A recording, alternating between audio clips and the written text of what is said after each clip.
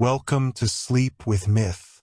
Close your eyes and let the world fade away. Tonight we drift beyond time, where gods dream and stories remember their light. Before language woke to greet the morning, a pale hush rested on the rim of the world. It was not night, not day, only the slow inhale held between them. Ships in distant harbors rocked without ropes creaking. Olive leaves forgot to glitter. Even the cockerels, trained by centuries to predict brightness, kept their beaks closed as if a teacher had raised a finger. In that hush, a chariot stood above the world. Wheels still, horses breathing cloud, and a driver with hands upon the reins and no name in his mouth. Helios, the ever-rising, the unfailing flame of day, looked into the mirror of the east and found nothing to answer to. Not Helios, not sun, not light, only the weightless emptiness of an unspoken self.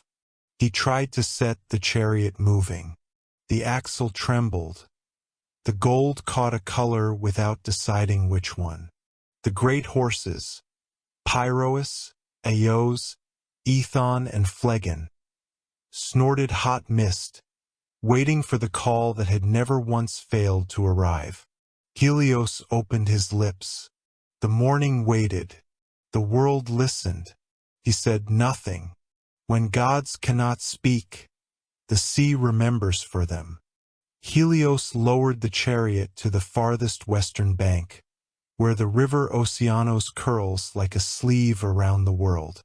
There the roof of Tethys, mother of streams, glimmered with a wet brightness, and every shell along her threshold wore a memory like a pearl. Tethys, he called. The name slipped from him not as a word, but as a tide whose timing the moon had forgiven. She came, enormous and gentle, bearing pictures carved from thunderheads. "Child of fire," said Tethys. "Why do the oaks keep their shadows? Why does the dew believe it must last?" "I have lost the word that makes me rise," he answered. It was a small word, easily said, that fit between two breaths. Now the breath is here and the word is gone. Tethys poured water into the gold of his wheels. Steam lifted, and in it swam small images. The first laugh a meadow ever made. The first time a window forgave a storm. The first grain of wheat convincing earth to loosen. "Names," she said, "are the banks that let the river walk. Without them even light wanders. Go east. Seek the place where the sky keeps its first questions. There, ask for what began before you." He set the chariot skimming low over islands folded like sleeping lions. On the last headland before open sea, a girl stood with a bronze mirror cupped in both hands. She faced not the dawn, but her village, tilting the mirror so roofs could borrow pale light and see themselves kindly. "What do they call you?" Helios asked. She shrugged. "They call me at dawn, and that is enough." She angled the mirror and found his face inside it. Bright, yes, but also tired. "You look like a door that forgot which way to open." "I have misplaced the key," he said. "It was a name." "Then try this," the girl replied. She turned the mirror to catch the faintest sea glow and reflected it onto the path where elders' feet would soon go. "Do for others what the name would have done for you." Helios bowed, and for a moment, the horses leaned into their traces, as if the world itself had tugged them forward. But the first hill rose, and the chariot settled back. "Thank you," he said, and felt the thank you hold weight in his chest, like a word that knew the shape of its home. At the lip of the east, where color rehearses before it is seen, A figure waited with a brush made of whisper and a palette of almosts. "You are late," said the painter, not unkindly. "I cannot call my own day," Helios answered. The painter dipped the brush into gray gold and stroked the horizon. "Then we will paint a bridge you can walk." A band of tender light stretched low and wide. The horses stamped, recognizing a path where moments before there had been only hesitation. "My name," said Helios. "My name," said Helios, held the world. "Without it, the world holds me." "Names are agreements," the painter replied. "Renew yours with the work that deserves it." He gestured to the unlit heights and the sleeping fields. "You are not the sun because you are called so. You are called so because you consent to warm what does not yet know it can live."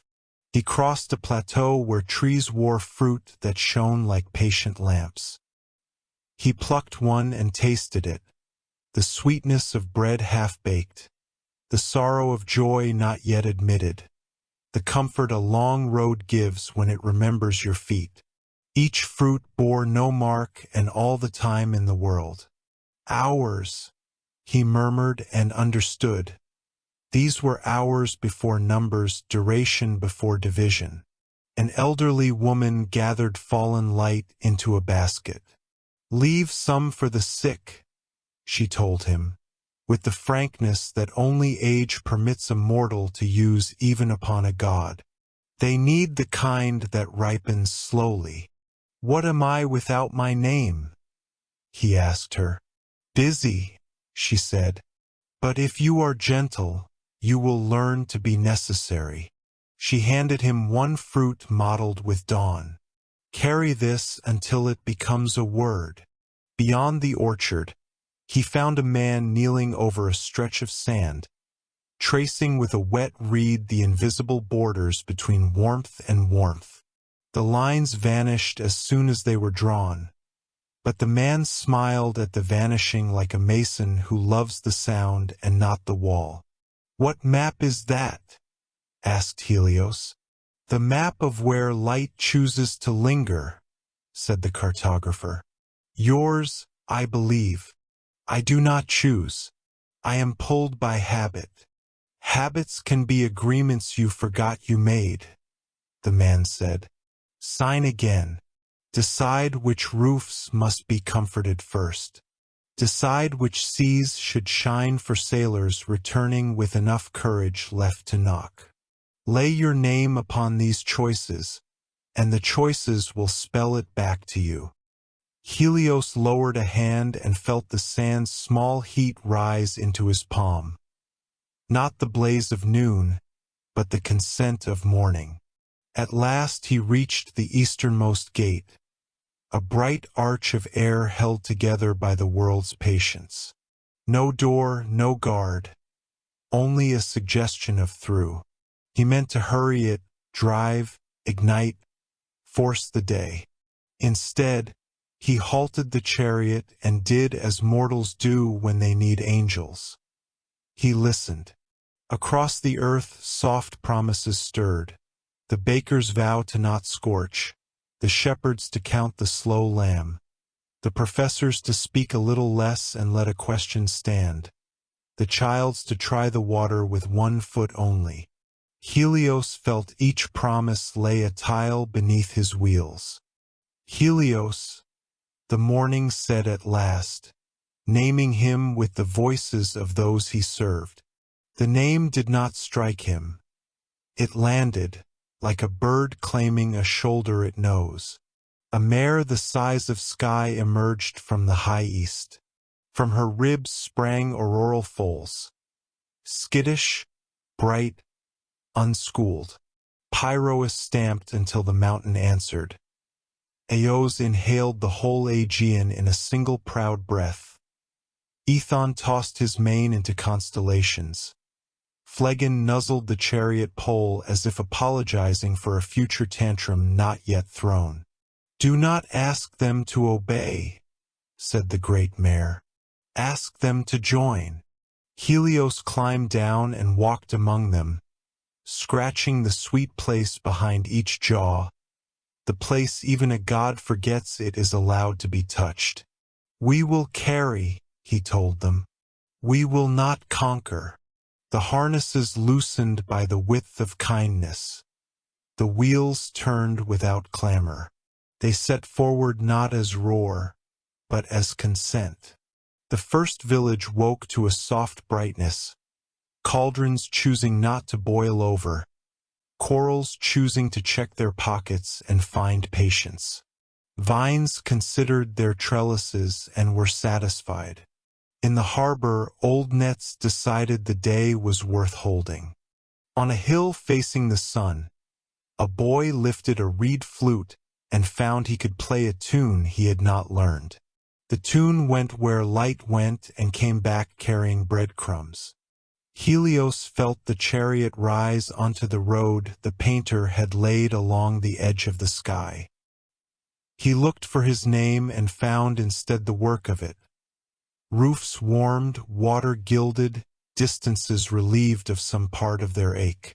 3 shadows leaned across the path, old as fault lines, tall as laws. Helios, who measures, asking without speech whether the world possessed enough pattern to deserve day. Careless, who anchors, testing the reins for strength. Hyperion, whose fire had once supervised Helios and now looked to see if supervision remained required. I have forgotten my name, Helios said aloud. Not in weakness, but as a report a captain makes to a storm. Clear, brief, accurate. Have you forgotten your task? Asked Hyperion. No. Then your name will report to your task, said Helios. Stand your course. Anchor your kindness, added Careless, and stepped aside. From the very first orchard a thread had followed him, unnoticed until now, half shadow, half brightness, braided like forgiveness. It wound around his wrist, not binding, reminding. He lifted it, and the thread tugged eastward, toward an opening in the light so slender even dawn could have missed it. Through that opening, he heard the world's first word, the one it will say after every winter and before every spring. Again. Not shouted, not desperate. Again as in yes. Helios answered without knowing he had answered. The horses leaned as one. The wheels found their hum, the clear note a pot sings when its lid fits at last. He did not speak it, spoke him. The syllables rose like bread, simple as hunger, exact as water. Helios, less a command than a blessing upon his own shoulders, less a crown than a cloak he had earned by putting it around others first. The chariot burned, not with noon, but with day's consent. Light pooled along cliff faces and took the shape of the language goats understand. Fishermen saw their ropes as lines drawn kindly between sea and hand. A widow rolled up the shutters of her grief by the width of a morning's courage. Helios, said the girl on the headland, and the mirror sent the name through her village like a bell that refuses to frighten birds. Helios, said the orchard, its fruit choosing sweetness over show. Helios, murmured Tethys, sending small bright waves into harbors that had learned to quiet their iron. At the top of his arc, just before the chariot would begin its long afternoon, Helios remembered to be silent. Names, after all, could shout if you let them. He thanked the horses with the reins only. He thanked the painter of the first edge by leaving a little gold on the brush's bristles. He thanked the cartographer by pausing the sunbeam on the sand long enough for a map no I could read to feel finished. He thanked the world by not insisting it love him back. Below, the hours woke and put on their small tasks. to carry letters across thresholds, to keep bread for giving, to let walls listen for laughter. Helios watched and was content to be necessary. At first light's edge, Helios held the reins lightly, as one holds a conversation that must not be rushed. The horses, Pyrois with his temper of sparks, Eos with a chest full of wind, Ethon dreaming distances, Phlegon gentle as embers, leaned forward.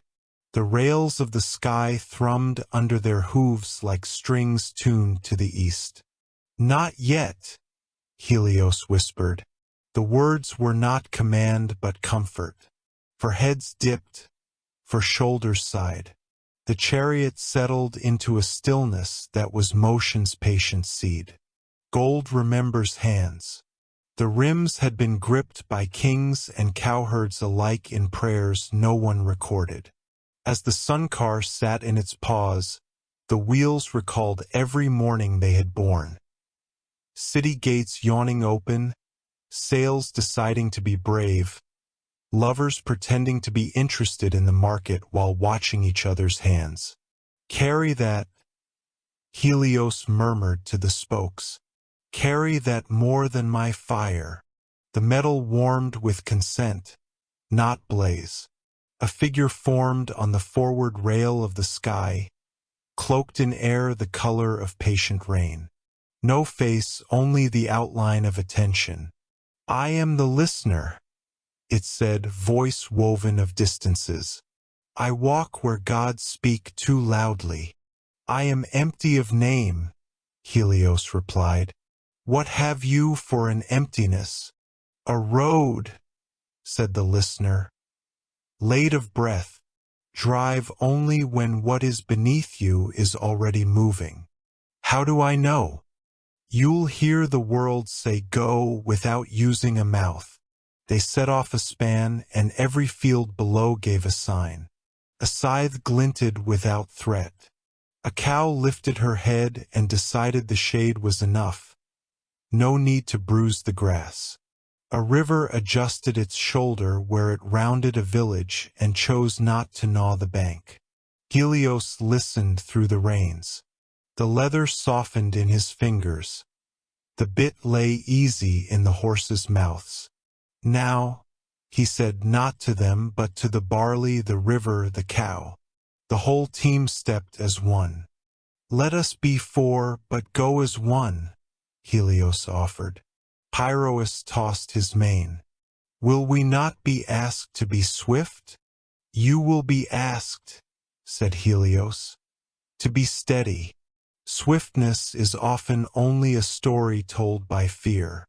Ethon laughed, the sound of wheels on wet stone. Then steadiness is a story told by trust. Eos drew wind deep and released it slowly, aligning his ribs with the horizon's line.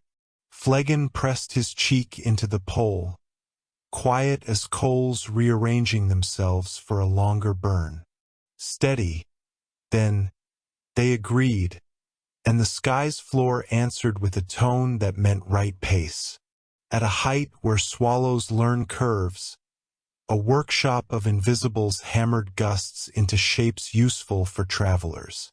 They carried curls of breeze like ropes, tuning them to narrow lanes. They planed down a gale until it could slip under a ship's lip without tipping it. "What price?" Helios asked as they approached. "Only that you listen to your own wake," said the windwright with a hat made of cirrus. "If you tear the air, mend it." Helios looked back. The path behind the chariot did not scorch. It breathed. He nodded. The windwrights bowed, their hammers tapping time for wings. Below lay a city that had once worshipped noise. Today, its streets moved as if they belonged to those with errands worth completing. A bell rang, and all who heard it looked first at each other, not the clock. Bread stood cooling in windows, unafraid. Helios tilted the chariot so a wide beam fell over the market. The light did not shout prices.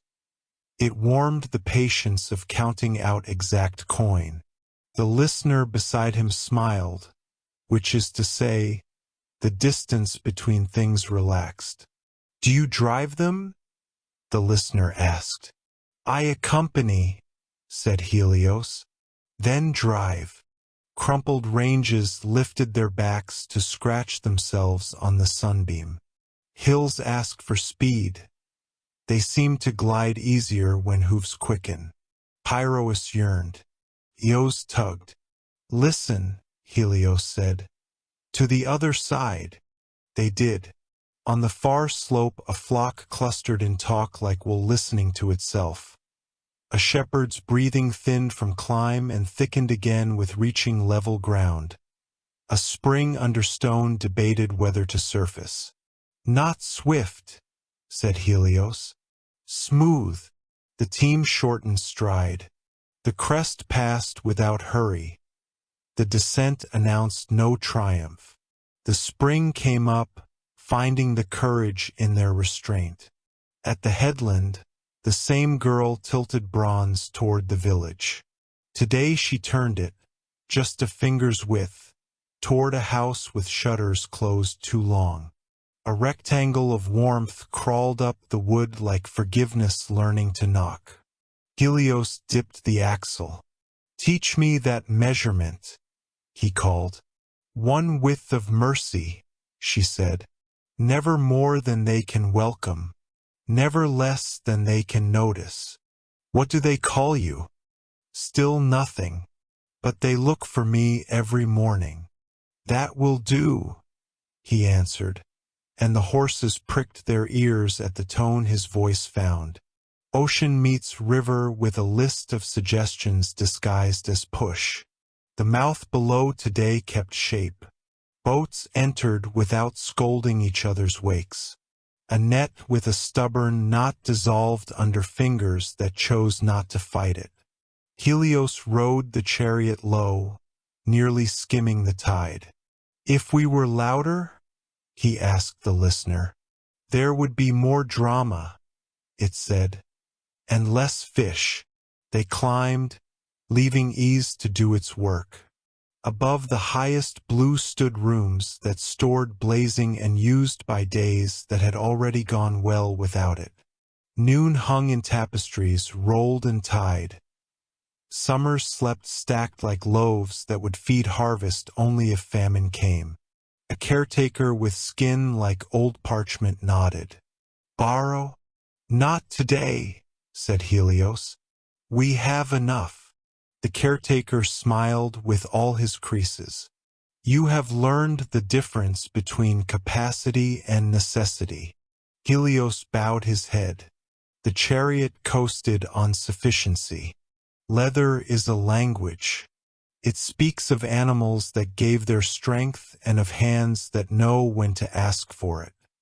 Helios ran the straps through his fingers and felt the story of every morning he had yanked when he might have yielded. "I am sorry," he said. The reins loosened, not to slip, but to shape. The team felt the apology in their mouths and stepped lighter. The sky floor answered with a deeper tone, a chord added under the day's hum. They approached a gate where echoes gathered. The sound here was not loudness but memory, voices returning to listen to what they had said and choosing to speak differently next time. "Shall I be Helios when I pass?" the charioteer asked. "Be listening when you pass," said the listener. "Then any name may ride you without harm." He inhaled. The horses inhaled. The world inhaled. They exhaled together and went on. Those unnumbered hours had ripened. The woman from yesterday, basket on hip, certainty in spine, stood beneath their lamp-round fruit. "Slow is not late," she called upward. "And gentle is not weak," Helios replied.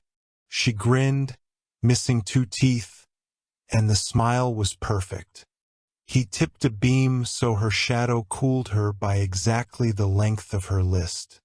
The road for the errand to her sister brightened by precisely the courage required to knock despite old quarrel. Offshore, 3 ships moved in a triangle, each a little wrong for the wind. The chariot would normally grant force, make a scene, turn canvas into boast. Helios listened instead.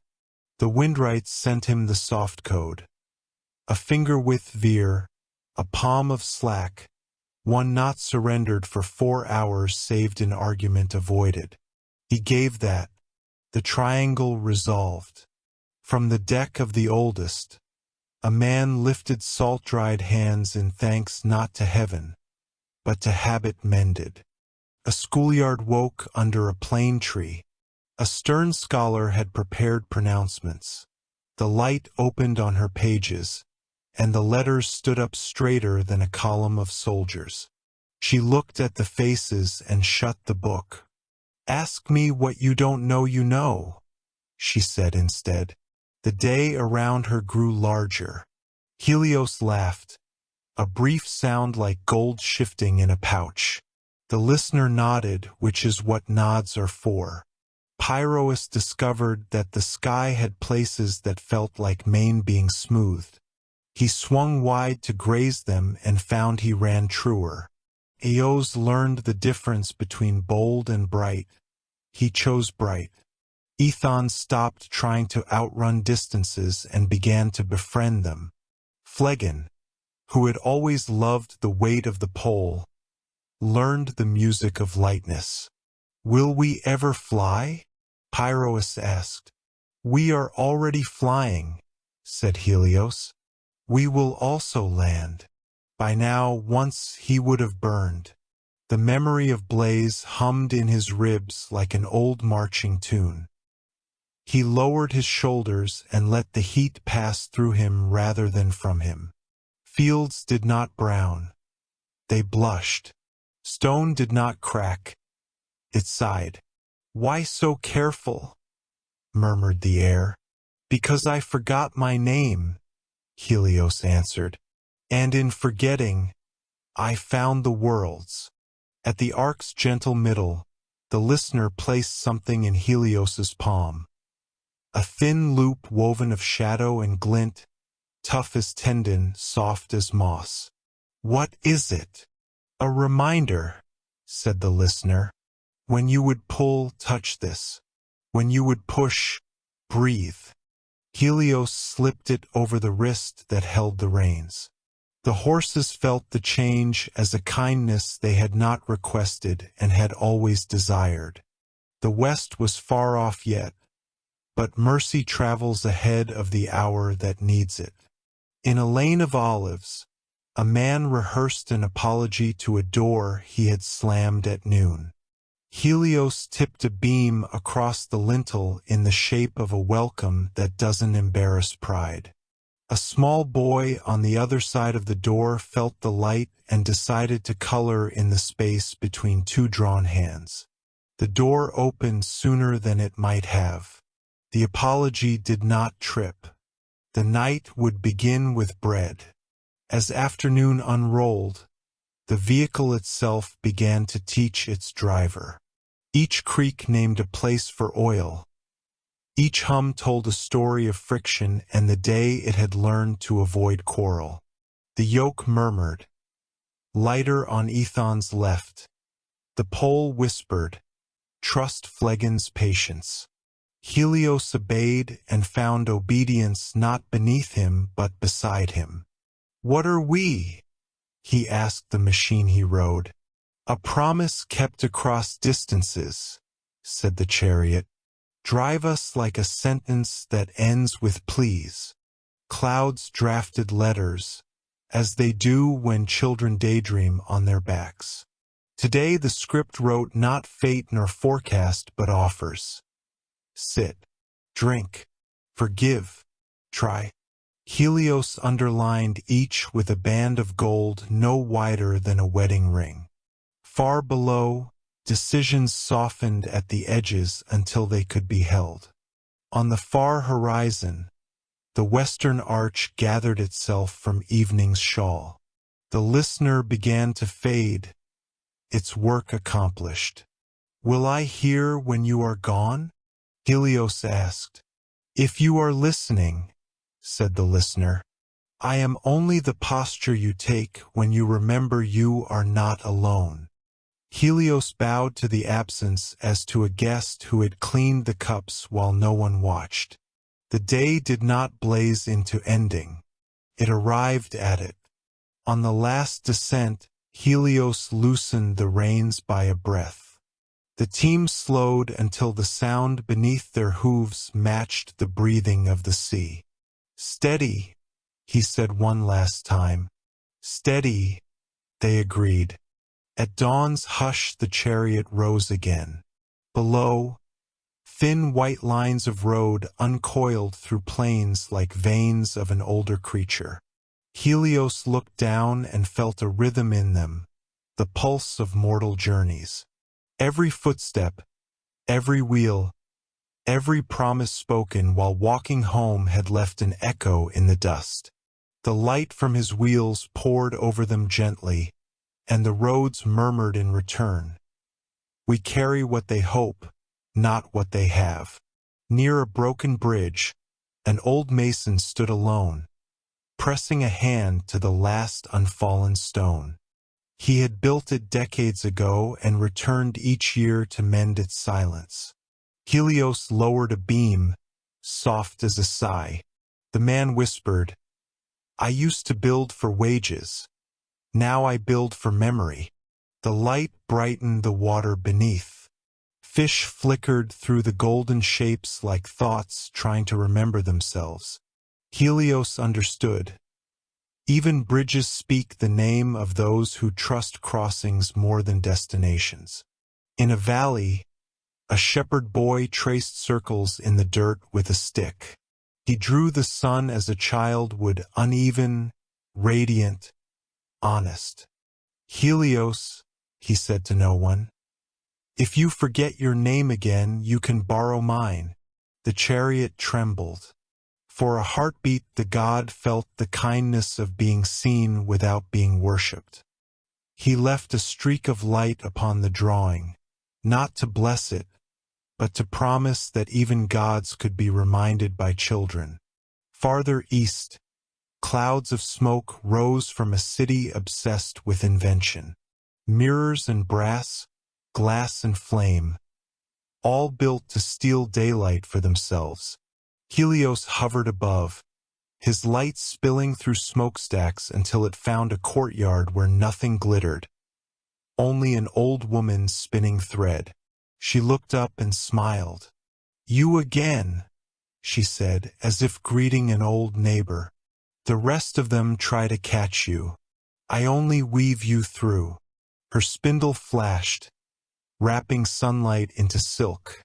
Helios felt the vanity of the towers fade beneath the humility of her hands. On a desert road, a cloaked wanderer moved without map or reason. Each step wrote a new line of prayer that only dust could read.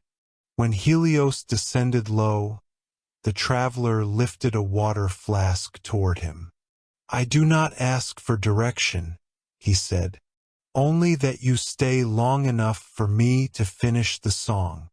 So the sun lingered above that stretch of road, long past the hour appointed for heat. By the song's end, the traveler's shadow had lengthened into the shape of a resting place. At the edge of a forest stood a shrine without walls. Inside, voices from forgotten centuries whispered incomplete prayers. No one had stayed long enough to end them. Helios sent a single line of gold across the altar. The half-spoken wishes rose like dust into light, each completing itself in silence. For the first time in ages, the forest exhaled. Leaves turned toward the soundless word gratitude makes when it has outgrown speech. Down a narrow path, a potter worked beside a kiln glowing red with attention. She turned clay bowls in rhythm with her heartbeat, not for wealth but for warmth. When a breeze threatened to dim the flame, Helios leaned closer. The fire steadied, and she whispered, "Ah, my friend, the patient one." He realized she was not talking to him, but to her craft. He left a sliver of dawn upon the rim of her newest bowl, the color of endurance. There was a canyon so deep that even echoes forgot their beginnings. A lone pilgrim stood there, throwing words into the gulf. "Forgive me," one echo said. "Find me," said another. Helios paused, uncertain which belonged to whom. He lit the canyon floor, revealing an ancient pool that caught every echo and turned it into rain.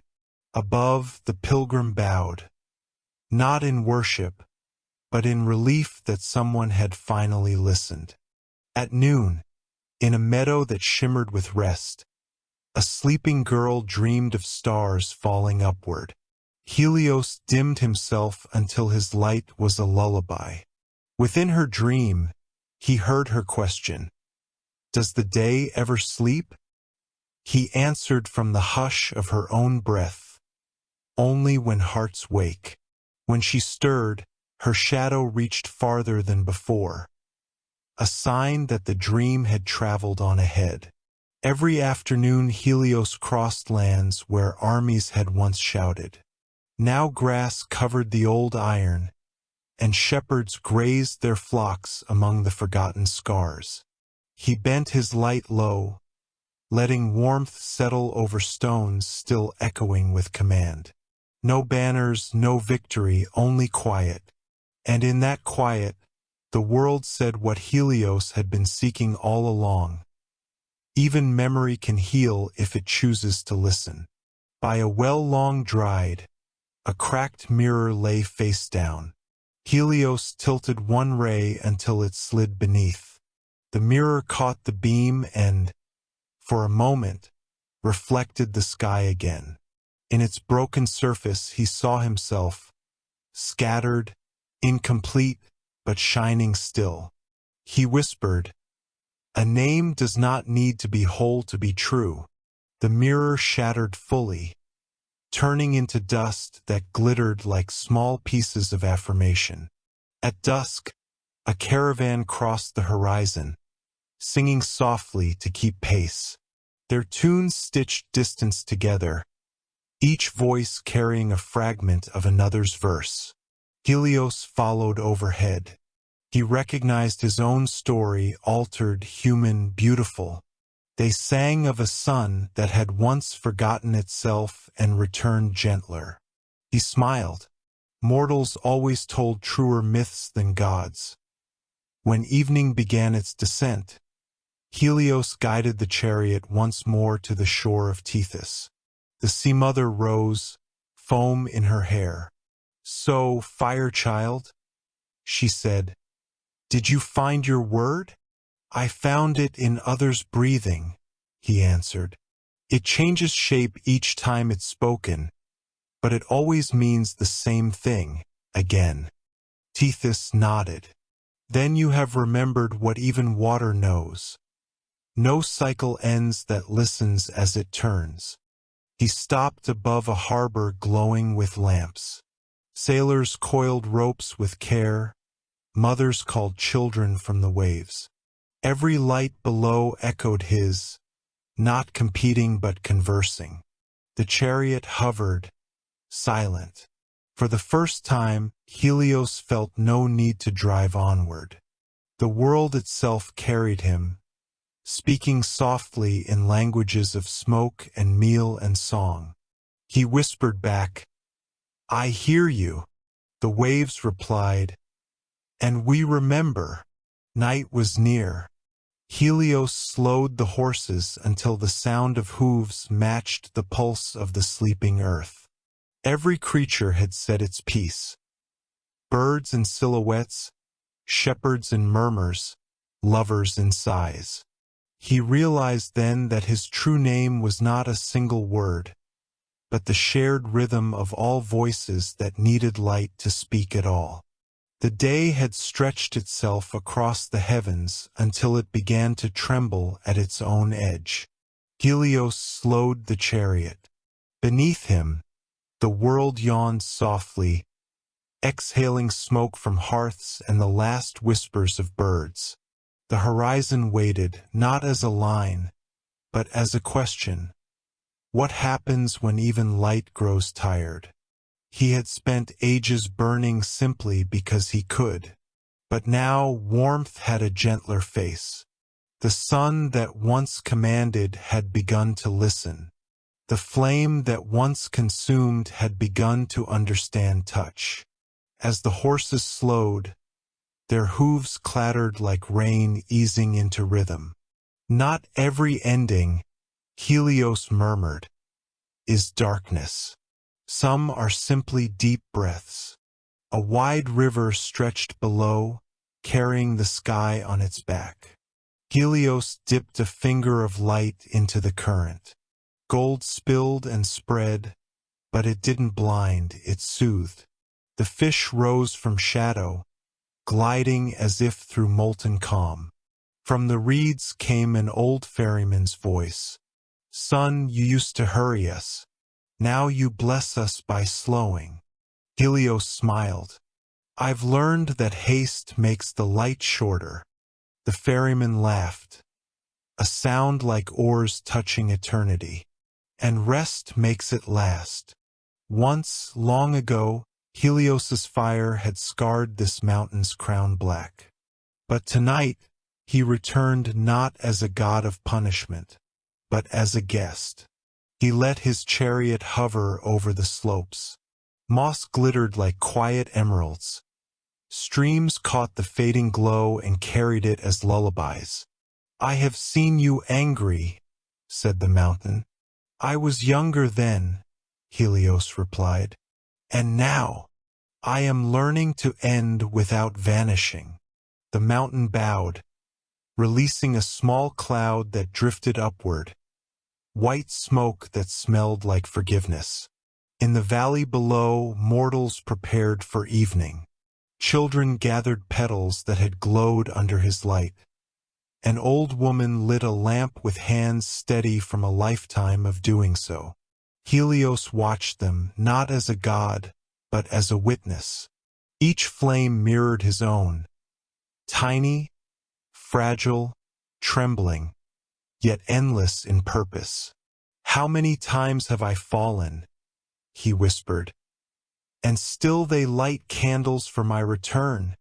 From the other side of the wind, a small voice, maybe a child, maybe the world itself, answered, because you taught them to rise. As the chariot neared the sea, smoke from countless fires gathered into shapes, bridges of scent and memory. The air shimmered with all the evenings the world had ever known. The first time lovers parted, the first time a traveler looked back, the first time a city fell silent not from fear, but from peace. Helios stepped off the chariot and walked on the smoke itself. The bridges held. He felt the weight of every day he had illuminated millions of small stories, none of them his, yet all glowing in his name. Beyond the bridges stood a quiet hall built from the first dusk that ever existed. Its pillars were woven from shadows, its ceiling alive with faint reflections of every sunset. At its door waited a woman cloaked in twilight, Nyx's daughter, born between day and night. Are you ready to rest, bright one? She asked. Helios nodded, though his hands still glowed. You will not sleep in darkness, she said. You will sleep in memory. And so he entered. Inside, silence was soft, not empty, but full of slow breathing. Every sound he had ever made returned to him, softened by time, polished by gentleness. Within that hall, He saw thousands of small lights floating, souls that had passed under his gaze through the ages. Each one shimmered faintly, recalling the day he had watched them live their last. None blamed him for setting. All thanked him for coming back. "You are not the light we lose," they said. "You are the light that teaches loss to mean beginning." Helios bowed his head. His own fire dimmed to match theirs. The hall grew warmer, not brighter. From the darkness came a deeper sound, the whisper of Nyx herself, the mother of night. She did not command. She hummed, and the stars shivered awake. "My son," she said, "do not think rest is failure. Even the sky must inhale." Helios looked toward her endless cloak, scattered with stars like spilled thoughts. "I once feared your silence, and now I envy it." Nyx smiled, which is to say the stars moved slightly closer. Every shadow on earth stretched toward the west, as if drawn by his slowing chariot. From the smallest stone to the tallest tree, all offered the same silent prayer. "Let him rest so we may rest too." And Helios, feeling their plea, loosened his hold. The horses slowed further. Their fire turned silver, not gold. The world beneath exhaled, long, deep, grateful. The first stars opened their eyes. He reached the ocean, his eternal end, his eternal beginning. Tethys rose once more, her waves bright with all the mornings she had birthed. "Do you see yourself, Helios?" she asked. He looked into the mirror of her water and saw not flame, but reflection. Sky, cloud, world, heart. "I see the light that remains after burning," he said. The sea answered by folding itself around his reflection, making it whole again. The horses stood still, steam rising from their flanks. They were not tired, but reverent. Helios descended from the chariot, touched their manes, and felt the pulse beneath their skin, wild, eternal, yet calm. "You have carried me through every day of creation," he said. "Now let me carry you into rest." He placed his hand over their foreheads, and for the first time, fire bowed to itself. The blaze became breath. The heat became him. As he turned to the west, the horizon shimmered, alive, golden, endless. It spoke not in sound but in sensation. "You have taught light to listen. Now let listening become light." Helios closed his eyes. His name dissolved like salt and rain, spreading through sky, sea, and silence. Every color of dusk, orange, violet, rose, and gold, bloomed together, not in competition but in understanding. The sun did not fall. It exhaled. He stepped beyond the chariot, into the threshold between day and dream. The world below curled beneath him like a lover falling asleep in trust. Helios's fire folded inward, resting inside his own chest. No thunder, no farewell, only stillness filled with the scent of warmth. He whispered, "I am not ending. I am learning to begin slower." And from across the ocean, the stars answered with a single word. Yes. In that pause, that soft suspension of time, the earth turned quietly beneath him. The sea's edge shimmered with the faintest hint of return. Every shadow that had prayed for his rest now began to glow with expectation. The night stretched across the world like a blanket that knew it would soon be folded away. Helios smiled inside his silence. The sun that forgot its name had found peace not in fire, but in the waiting for light. The sun had fallen beyond the curve of the world, and the sky was painted in colors that did not belong to day nor night. The horizon still burned faintly, a memory of Helios's fire, and yet above, the heavens deepened into quiet, infinite blue. The mortals below watched in silence. They had feared the sun's fall, but the warmth that lingered in their hearts told them something sacred. Light had not vanished. It had simply gone inward to rest. The gods stood upon the edge of the firmament, watching the last embers fade. Nyx, the goddess of night, stretched her hand across the sky and whispered, "Sleep now, child of flame. Even the brightest heart must learn to rest." And for the first time since creation, the world exhaled. Mountains released their tension. Oceans lay still like glass, and every creature felt the rhythm of the earth slow, as though the planet itself was remembering how to breathe. In the stillness, something extraordinary stirred. A faint hum, deep and low, resonated across the stars. It was not the sound of life, nor of silence, but something in between. The sound of remembering. Dreams began to rise like mist. They drifted from the hearts of mortals and gods alike, weaving through the air, carrying fragments of old light. Each dream shimmered softly, silver, gold, violet, reflections of every sunrise that had ever been. One by one, these dreams took shape, forming constellations. They hung in the night sky, glowing gently like lanterns of hope. And from their glow, the world remembered the promise of dawn. Even Helios, resting in the far west, could feel it, a faint warmth at the edge of his slumber. He had become the dream of light itself, resting within the memory of every living thing. The gods gathered to speak, though their voices were soft, as though not to wake the sleeping sun. "Is this the end?" asked Selene, the moon's pale goddess. Nyx shook her head.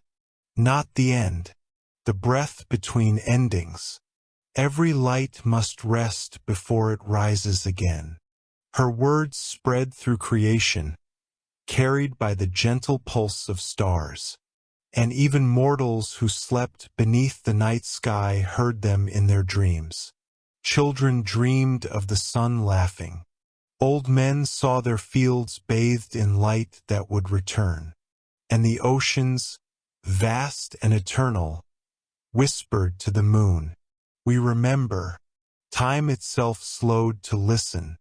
It folded its wings, leaned closer to the sleeping world, and for a moment, just a moment, forgot to move forward. That pause became the holiest silence ever known. It was the night the world held its breath. Far beyond the veil of the heavens, in the realm where forgotten dreams waited, Helios stirred. He dreamed of the path he had traveled, the golden chariot, the burning sky, the laughter of the dawn.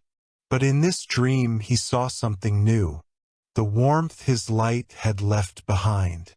He saw lovers holding hands under starlight. He saw flowers closed, waiting patiently for morning. He saw his sister Selene guarding the night with tenderness.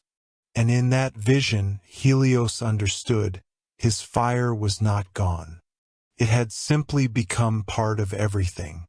The light was not his alone. It belonged to the world now.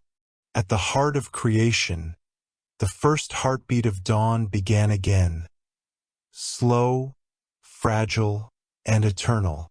It was not a rise, not yet, but the promise of one. A murmur of warmth beneath the dark horizon.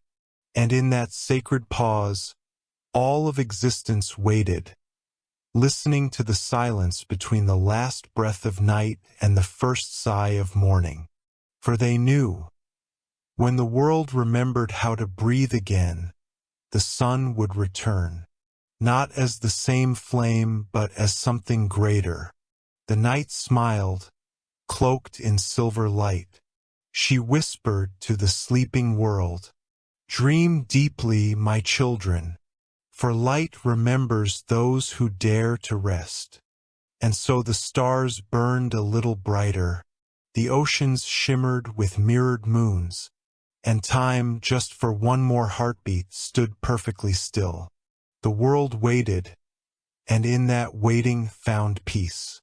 The night had grown still, stretched thin like the breath before awakening. For what felt like eternity, the world had existed in quiet suspension, a realm between memory and becoming. And then, softly, as if exhaled by the stars themselves, came the first pulse of dawn. It began as a heartbeat beneath the horizon, a trembling warmth, faint but insistent, echoing through the sleeping veins of the earth. The ocean stirred. The trees quivered as their leaves caught the scent of returning light. And every creature, mortal and divine, opened its eyes within a dream that was finally ending. Helios felt it first. In the golden stillness of his rest, he sensed the whisper of the cosmos calling his name, not as command, nor as duty, but as remembrance. Once, he had been the tireless fire that crossed the heavens, bound to motion and flame. Now he was the memory of warmth itself, reborn not from command but from choice. He rose slowly from his slumber beneath the veil of the west, his body woven from light that had learned compassion. His fire no longer burned to conquer the dark. It glowed to understand it. As he ascended, the horizon blushed with color. The edge of night began to dissolve, like ink washed gently from parchment. The stars, having carried the dream through the long silence, dimmed one by one. Each faded not with sorrow, but with fulfillment, for their vigil had ended. The moon bowed her silver crown, whispering to her brother, "Welcome home, beloved flame." And Helios, radiant and calm, smiled for the first time in all of creation. He understood now what no god of fire had ever known, that the sun was not only the beginning of light, it was the memory of every shadow that had dared to wait for it. Across the world, the first morning breeze awoke. It carried with it the sense of soil, salt, and hope. Mountains caught the breath and echoed it back to the sea, and the sea sang it to the clouds, a hymn of return. Mortals opened their eyes beneath the tender glow, their hearts filling with a warmth that felt ancient yet new. They did not see Helios's chariot burning across the sky, for there was no chariot anymore. The light did not descend from above. It rose from within everything that had once loved the sun. The world itself had learned to shine. Time, who had been silent for eons, whispered once more. "I have seen endings without memory," he said to the dawn, "but never one that remembered so beautifully." And Helios, his light flowing like water through the heavens, answered softly, "Then let this not be an ending, but the shape of remembrance." At that, the river of light poured freely into every corner of creation. It filled valleys where shadows had gathered, warmed stones that had forgotten the day, and wrapped every living soul in a gentle, forgiving radiance. The gods watched in silence. They no longer stood above the world. They stood within it, woven into its breath, its pulse, its golden morning. The night did not flee. It lingered on the edges of dawn, soft and content, like a mother watching her child awaken. Nyx stood beside the fading stars and smiled. "Even dreams must wake," she whispered, "but only to dream again in another form." Her voice faded into the folds of light, and the first full rays of the sun broke across the horizon. The sky, vast and blue and new, opened like an ancient eye remembering its sight. Helios rose higher, though not as the god he once was. He had become something vaster, the light of consciousness itself, a memory that breathed, promise that glowed. As morning settled across creation, the mountains gleamed with fire-kissed mist. Rivers turned to ribbons of light, and in the air, faint and eternal, the echo of night's lullaby still drifted, a reminder that silence, too, was sacred. Mortals lifted their faces toward the warmth, feeling it not as command, but as embrace. They whispered prayers not of fear, but of gratitude, for the gift of another dawn, for the God who had remembered his name, and for the night that had taught even light to rest. The cycle was whole once more. Creation breathed in rhythm again. The dream had ended, but in its ending, life had learned to dream awake. And as the world stirred beneath the reborn sun, Helios's final whisper carried across all things, "Every dawn is not a return. It is a remembering." The world glowed in quiet agreement, and from the farthest star to the smallest drop of morning dew, the same truth shimmered. Light had never left. It had only been waiting to come home.